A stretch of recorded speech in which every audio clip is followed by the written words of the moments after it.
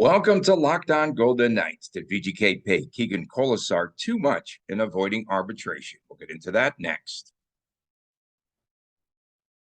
You're Locked On Golden Knights, your daily podcast on the Vegas Golden Knights, part of the Locked On Podcast Network. Your team every day.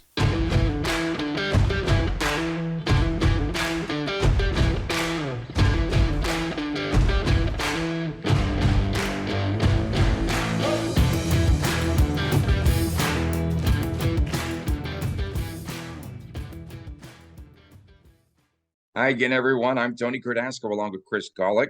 You could find us on Twitter at Tony Dasco and at TD Chris G. And of course, at Locked On VGK on Twitter. And of course, our YouTube channel, which Chris is taking care of quite nicely. We're trying. We're brought to you today by Bet Online with more props, odds, and lines than ever before. Bet Online, where the game starts. Chris, over the past weekend, VGK coming to terms with the fourth line forward, Keegan Kolesar. And the contract now 3 years at $1.4 million AAV. For the third time in VGK history, they avoid arbitration. The other two, William Karlsson and Nate Schmidt. And Chris, Kolesar played in 77 games this past season. He had 7 goals and 17 assists, 24 points. His previous salary was about $750,000 per year. If I'm the arbitrator, I would have thrown this out. I would have said, no way would I pay this guy about double of what he made a season ago. So we talked about this a little while back, and sorry, I'm looking away here. I was pulling up my comparable. Garnet Hathaway. Garnet Hathaway plays on the Caps, 21-22 season, 76 games played, 14 goals, 12 assists for a total of 26 points. His contract, he's in the final year of a $1.5 million AVV for the past 4 seasons. So that was kind of where I went to, because I believe Hathaway was also up there in the top 10 in hits, and also in there for top 10 in scoring. So I'm sure this is just one small example of other players that VGK was looking at and what the arbitrator might have ended up looking at.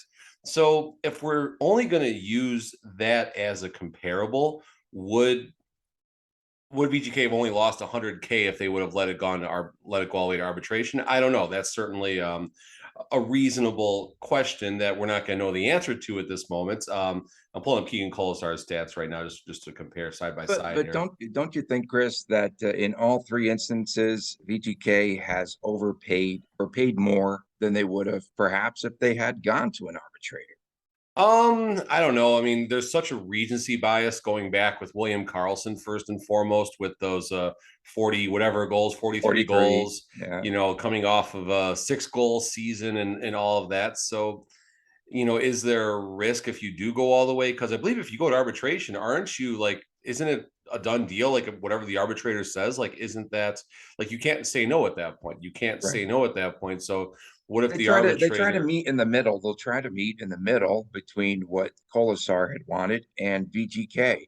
I feel that VGK does not want to go to arbitration for some reason, and maybe there was a higher price on the table, but VGK doesn't want to go in front of that arbitrator. Yeah, it's all fair, and certainly I would wonder if we compare this to other franchises. I wonder how often things do go to an arbitrator and how it works out, because usually the news will come through the media, what the offer was, what the player was looking for, and then where the arbitrator ends up coming back. So I wonder how many times per year the arbitrator does get involved. I don't pay a ton of attention to that, but I don't recall just nightly listening to the in the car listening to the NHL Network or at night watching TV. I don't hear too much, and this would be arbitration season, you would think. So if it's going to be happening now, would certainly be the time. Does VGK have a fear of the arbitrator? Probably. I mean, I think in the case of William Karlsson, recency bias goes a long way. And what if they came back with a $6 million contract or something? If they thought he was going to be a prominent 40-goal scorer, that would have been absolutely even more heartbreaking than the spot we're currently in with him at 5, whatever the number is. So yeah, we'll see how it works out with the other players because we're still waiting on Nick Watt and Nick Hague, correct? Well, yeah, I was going to ask you, and I think that there is somewhere in the vicinity of $5 million left for those two players. Approximately, yeah. I mean, if you go on cap friendly is weird right now. It shows us in the red, but that's because Shea Weber's contract currently counts against. And then once Ben Fisher helped clarify that a little bit on Friday's show, folks, if you want to go back and check that out. We had Ben Fisher from the Hockey Writers on. He spoke a little bit to the situation with Shea Weber and kind of helped clear that air a little bit. But long story short, we got about 5 and change available, and I don't see Nick Watt and Nick Hague taking all of that money. I don't think so. At least a 15 goal scorer. I mean, maybe 1.8, 2.2 for a bridge, something like that. And Nick Hague probably in maybe the same ballpark, maybe a little bit less even. Maybe I'll just keep enough money on the table to sign Paul Stastny. We'll see. Did you think that perhaps the Golden Knights did not want to, also for continuity's sake, did not want to break up the fourth line?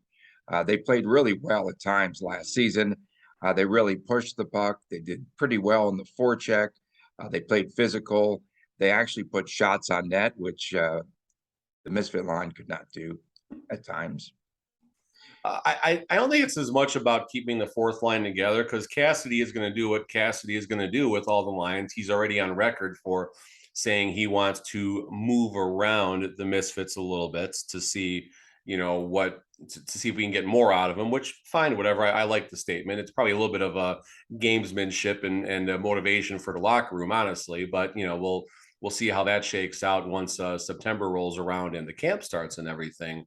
But I think it's just about keeping Kolesar, honestly. I mean, listen, Kolesar, we've talked about him, and I have not been a Kolesar fan for a very long time. I joke with my season ticket friends behind me whenever he's on a breakaway. I kind of I'll literally look at them as he's skating to the net, just shaking my head, knowing that the puck's he's not gonna finish it. And maybe that's a little bit harsh, unfortunately.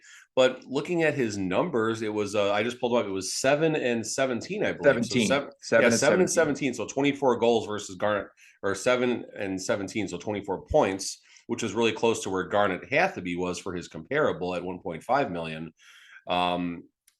But he played 70 something games, I 77 believe. games. Yeah, 77 games. 77 games. He did come do in well at in the about fourth 1.1. line. What did you say again? How much? What was your guess? 1.15 was my number in like a 2 or 3 year deal. So I was in the ballpark, whatever. But I like Kolesar. He's a body, right? He is a body. Yes, he's top 10 in hits. Is he the type of player that the visiting locker room is game planning for before the game starts? We're not going to go that far. But, he's a good body that can do very well on the fourth line. I think if he's on the fourth line, he exceeds his value in the sense that I'll take Keegan Kolesar versus the par of fourth liners across the NHL. I think once we start moving him to the third and second line, and God forbid the first line, if there's injuries, which happened last year on a couple occasions, I think that's when he will certainly struggle. But if Keegan Kolesar, can play 70 plus games and 65 of those games are on the fourth line predominantly, I think first that says good things about how the season is going to go for VGK for not as many injuries. And I think that's a spot where Keegan Kolesar might get to 10, 11 goals, might get to, 17, 18 assists and flirt with a 30-point season on top of being a physical presence. Is he the type player that's going to knock you into the first row with Alec Martinez eating nachos? Let's not go that far. But he's going to punish you while you're out there. You're going to have to earn your ice from him. And, Kolesar gets a bit of a bad rap, from me, how I talked about him earlier and stuff. And you go on any of the VGK Facebook groups right now, they're all talking about how we overpaid for him. And then I very slightly throw in my stat about him being top 10 in hits and top 4 in scoring. And they're like, oh, so he's the villain that the fourth line needs, Tony. There you go. There you are, defending the fortress once again, Chris Golick. And we've been really critical on this show about VGK not developing players. But there could be an argument that they have developed. Here's a homegrown player in Keegan Kolesar, who played I believe 3 seasons for Chicago. And now he's part of the VGK organization here on the NHL level. So we've got an argument there that this could be one of the first players truly that they developed from the ground up.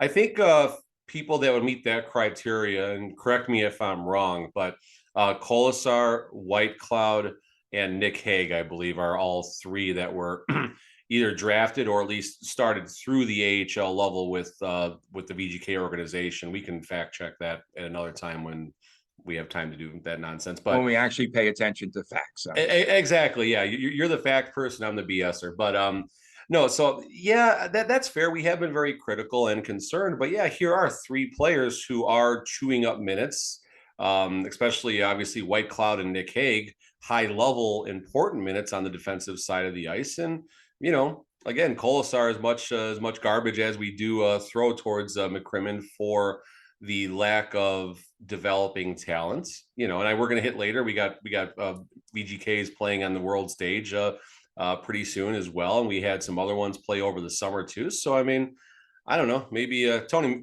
you're the one that's taken the defending the fortress approach now, and I'm the one that's kind of walking it back too a little bit here.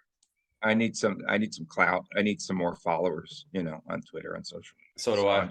I have 12. Hey, guess what?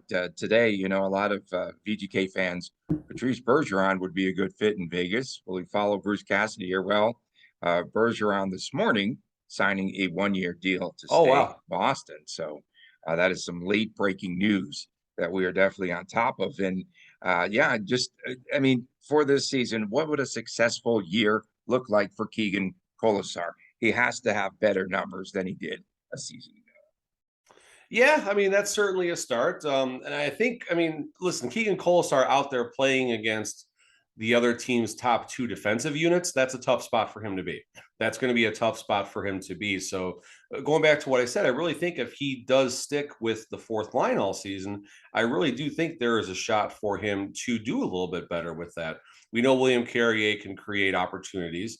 If Nick Waugh does wind up centering that line, that's a nice mix of skill and strength. If you ask me, it's not that scary line necessarily that you don't want to play against when you're, the visiting team per se, but that's still a pretty solid fourth line that's going to be tough to play against. They're going to play well defensively. I'm trying to get so he was a -6 last season, Keegan Kolesar, which given his circumstances and what the team did, I don't mind him at a -6. If he can be in that same ballpark around a -6 and get up to between 28 and 32 points, that's value exceeded at 1.4 million in today's NHL, folks.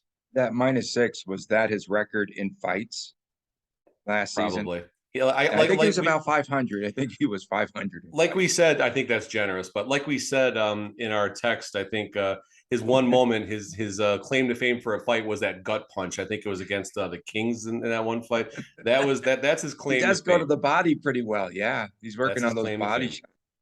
So, and of course, I thought his claim to fame was making that basket at the WNBA game over buckets, jumping down on the trampoline. Listen, Kolesar, we joked about it. He was kind of doing the PR thing for a little bit there. He did the entire tour this summer. Good for him. This year, maybe he'll get 3 posters instead of 2 this year, Tony. He it was so weird. He got 2 posters. Like it was back-to-back like weekend games. Like he was on the giveaway poster. I was like, what's going on here? But probably because we traded someone, or maybe Dodonov was supposed to be on one. We know how that played out. I don't know. Coming up next, we're going to take a look at how Nolan Patrick, remember that guy? How he will fit in with the VGK this season. Will he fit in? More after this on Locked On Golden Knights. Our next partner has a product that I literally use every single day. I started to take Athletic Greens because I don't have the time to really eat well in the morning, and I wanted better gut health. Now I've been at it for about 3 months, and I really do like it. It doesn't taste like a super healthy drink. It has kind of a mild tropical taste. It's really good. And I actually look forward to taking it each and every morning. What is this stuff? With one delicious scoop of Athletic Greens, you are absorbing 75 high-quality vitamins, minerals, whole-sourced superfoods, probiotics, and adaptogens to help start your day on the right foot. This special blend of ingredients supports your gut health, your nervous system, your immune system, your energy, recovery, focus, and aging, all of those things. I personally consume it first thing in the morning. I like to take it with me when I travel. I had a vigorous travel schedule this past summer, and it's lifestyle friendly, whether you are into keto, paleo, vegan, dairy-free, gluten-free, you name it. It contains less than 1 gram of sugar, no GMOs, no nasty chemicals, no artificial nothing. And it does cost less than $3 per day. You're investing in your health. It's cheaper than your cold brew habit. It's really good. And Athletic Greens is something that you really need to take. And Athletic Greens has over 7,000 5-star reviews, recommended by all sorts of professional athletes and trainers everywhere. And for every purchase, they donate to organizations helping to get nutritious food to kids in need, including No Kid Hungry right here in the U.S. Make sure right now that you reclaim your health. To make it easy, Athletic Greens is going to give you 1 year free supply, a 1 year free supply of immune supporting vitamin D and 5 free travel packs with your very first purchase. All you have to do is visit athleticgreens.com/NHL network. Again, that's athleticgreens.com/NHL network to take ownership over your health and to pick up your ultimate daily nutritional insurance.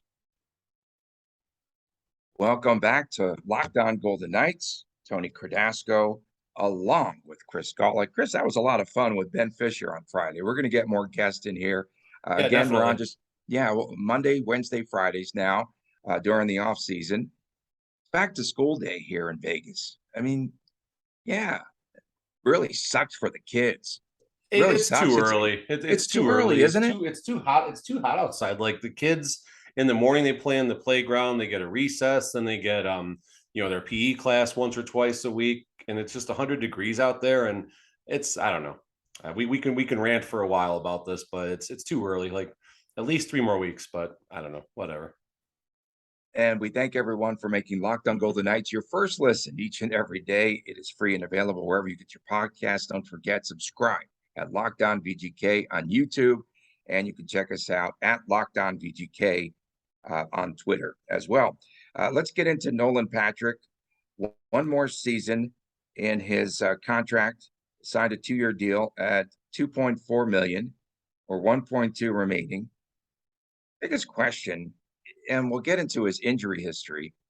Why did Kelly McCrimmon sign him? He was part of that Cody Glass deal. And of course, Cody Glass has not panned out in the National Hockey League.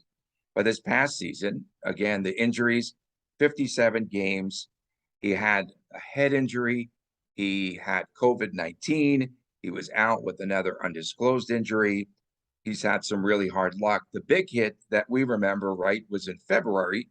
That was the hit by Nathan McKinnon with the shoulder to the head. Suspended. I don't know how that wasn't. I mean, I watched that hit. Sorry to cut you off there, Tony, but I don't know how that was a legal hit. Like, I didn't think he had a hearing for that. No. I watched that hit. The puck was gone. Like, there's so many things about defenseless player, blindside hits. There's direct head contact, but that also has a caveat where you can make the first contact with the head if it's a legal hit. But I watched that a few times. I didn't like. I mean, I got a hometown bias, of course, but I didn't like anything about that hit. But I'm sorry, Tony, as you were. No, I'm just saying. I mean, so he came back again in March. He was on the ice, I think, for a brief period of time. He left the ice in March, and we did not see him again. And so I am wondering where he will fit in with VGK this season. A variety of reports, Chris said he's nowhere near ready to return. And yet we see some predictions that have him. There's no way he'll be the starting center on the third line. That's ridiculous. Come opening day, I will bet you right now a couple of donuts, okay, that he will not be the starting Athletic Greens, Tony. Athletic Greens. We don't need donuts anymore. Yeah, that's right. On the third line, will not be. I'm going to school you on the first day back to school. Yeah, but I'm not arguing with you on that. That's the thing. I told you another agency out there was saying that, but I'm with you on him not being in a good spot. Let's talk about Nolan Patrick. I think the first question you posed earlier was why Nolan Patrick and why did VGK take a shot there? So Brandon Wheat Kings, first of all, from 13 to 17. Let's start there. Brandon Wheat Kings, obviously McCrimmon's former team, because in that podcast, he actually did mention he sold all his rights to it and stuff. But he sold his rights. He sold his rights, but he's really good friends with Patrick's family. He's known him since he was a junior and a mini and a midget and all that stuff. So let's look at his stat lines there. First of all, 30, 56 and 55. That's points, folks. In 15, 16, 102 points. He goes 41 and 61. Then he backs that up in 33 games, 46 points. So he's basically a point, actually more than a point per game player at the WHL level. In the NHL now, he goes second in this 2017 draft to Philly. Puts up 30 points, respectable start for his career there. 30 points in 73 games. Next season, 72 games, 31 points. He goes from a +1 to a -8. I don't know how much stock I put into that with the Flyers.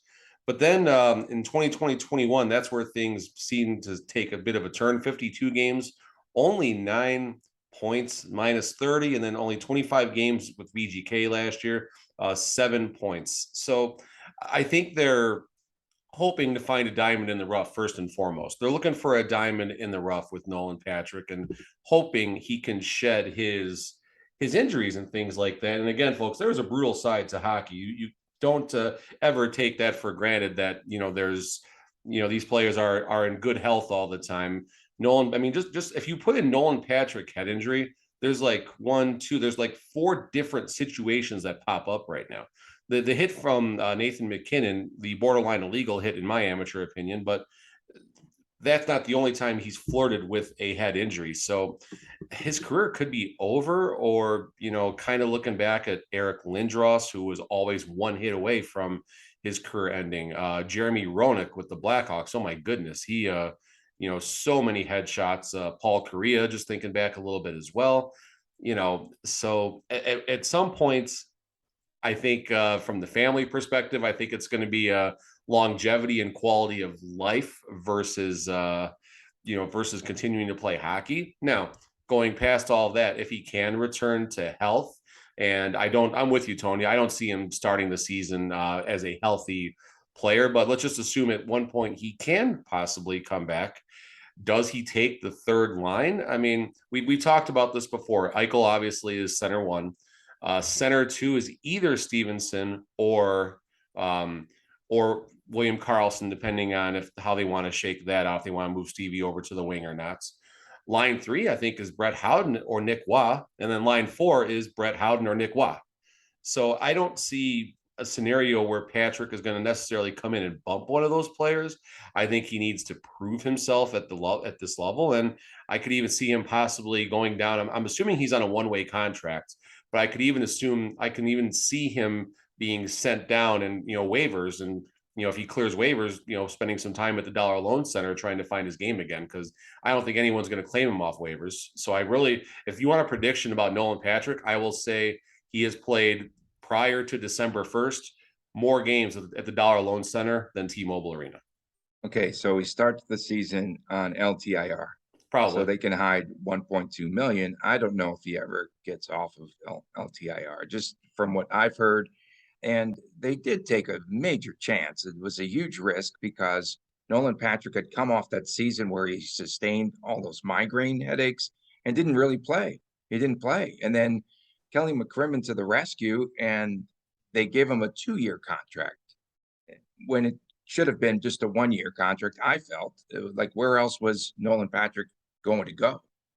No, and that's, the shiny new toy and stuff like that. And maybe, again, I don't know how these negotiations happen, but maybe McCrimmon's camp, approached Nolan Patrick, whoever his agent is, and said, hey, we'll go for 1 year at XYZ. And then, they might have, had some negotiating up and back, and they said, give us 2 years and we'll lower this. And, we got offers from other, who knows? Maybe someone else got one by us. I have no idea how that happens, but would a 1-year deal have been better in hindsight? Absolutely.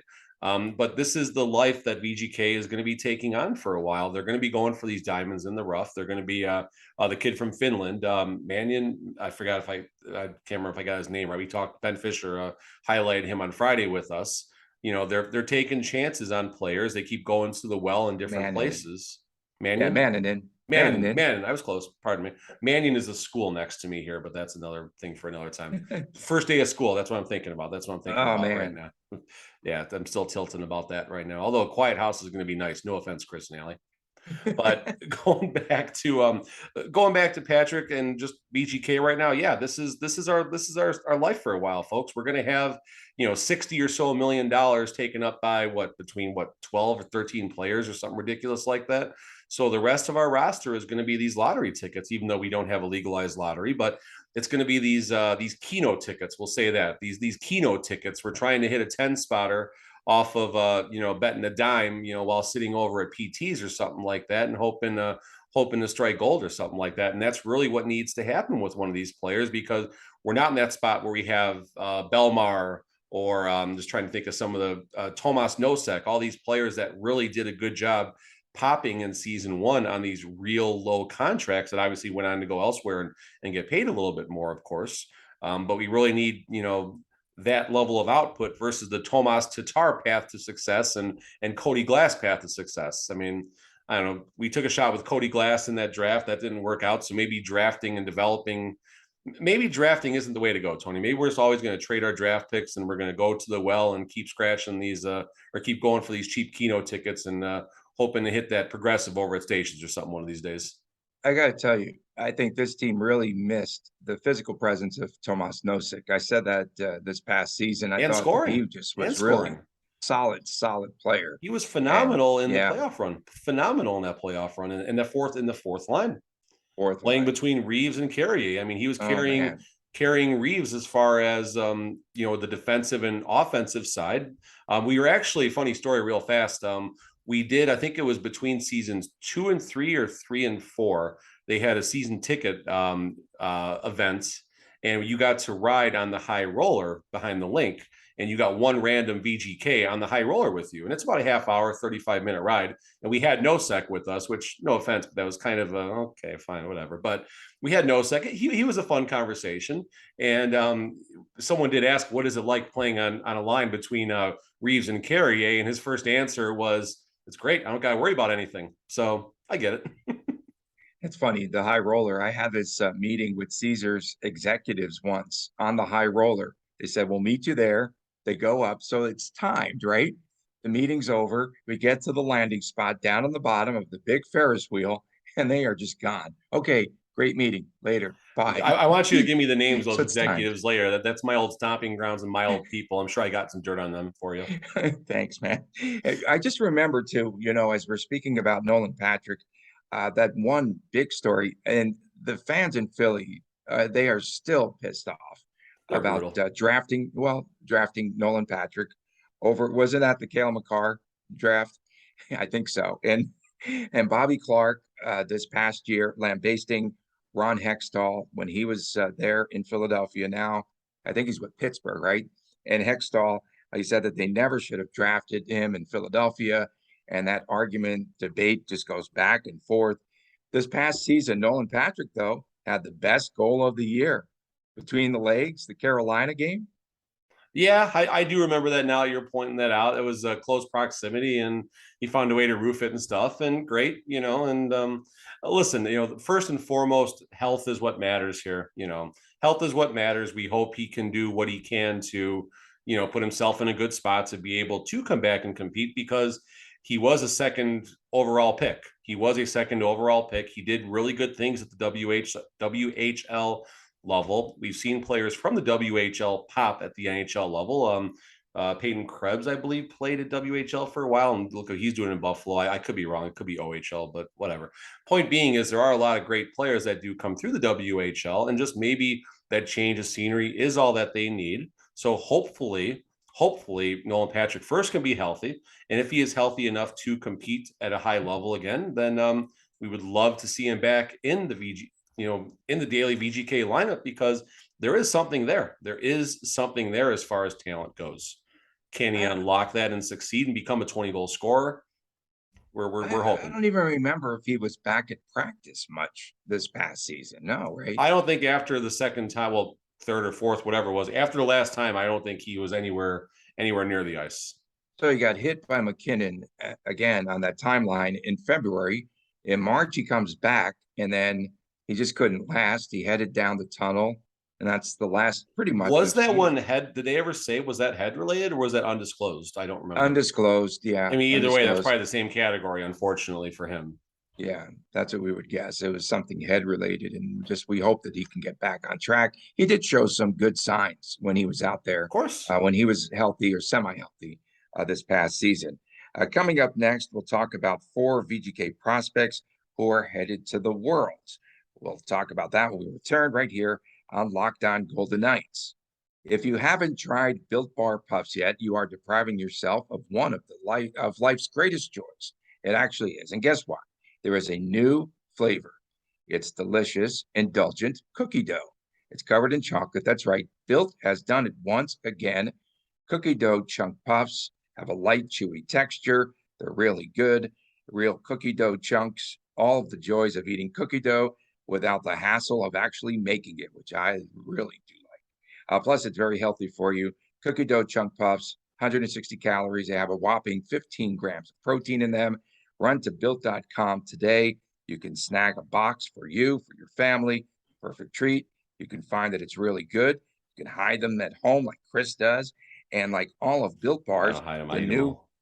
the new cookie dough chunk puff is covered in 100% real chocolate. That means that they are healthy, they are tasty, really good. And what's great about Built is that all of their bars are made with collagen protein. Your body really absorbs it.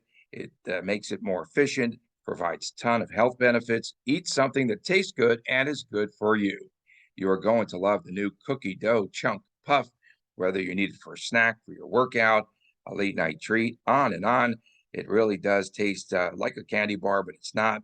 You can ditch the calories, the fat, the sugar. Grab yourself a Built bar today. Go to built.com and use the promo code LOCK15.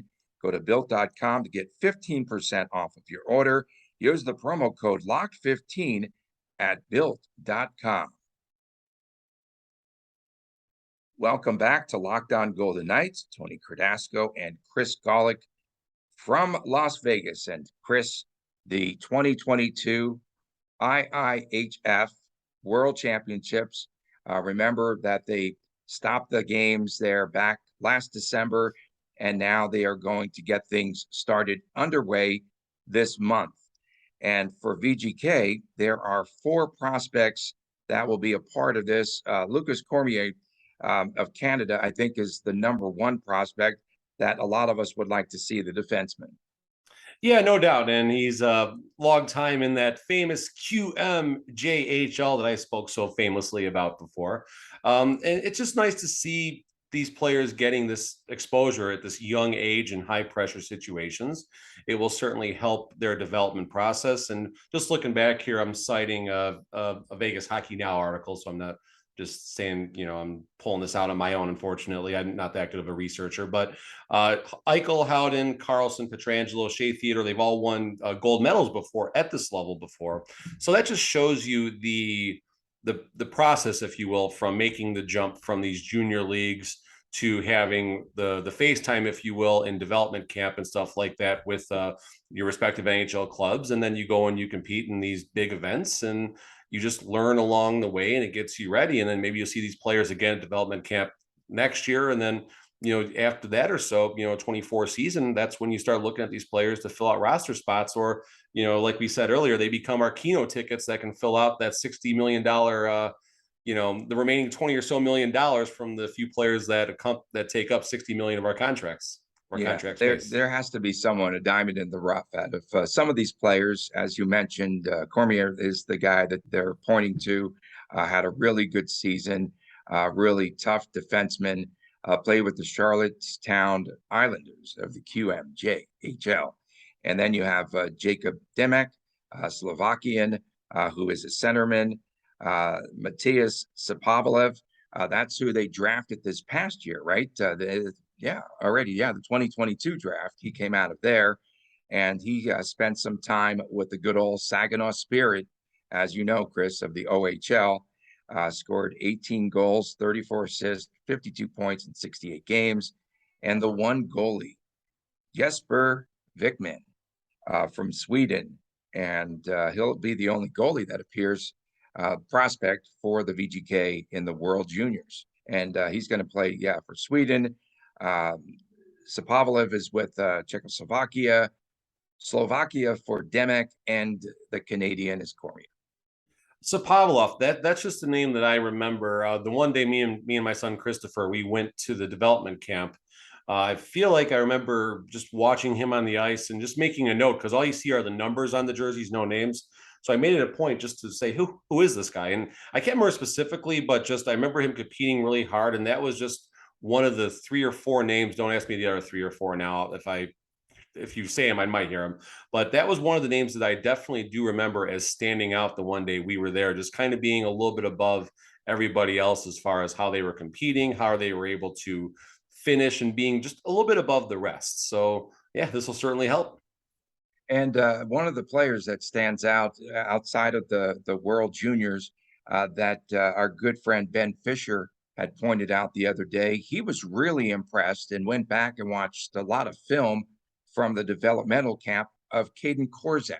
Yes. Can you talk a little bit about Kolesar? Because you are also a Henderson Silver Knights season ticket holder. I mean, simply put, he looks the part and looks like he's ready. And I would have to think he is probably competing for that 7th/8th spot right now on the roster. But situations, opportunities will present themselves, as we do know with VGK injuries and such. So I think he will spend some time wearing the VGK crest this season, and he just looks ready. Like, I don't know how much more he's going to gain at the AHL level, just besides experience and maybe more opportunity on the power play end or penalty kill, which you see them purposely putting players out there that don't necessarily get a lot of time like that.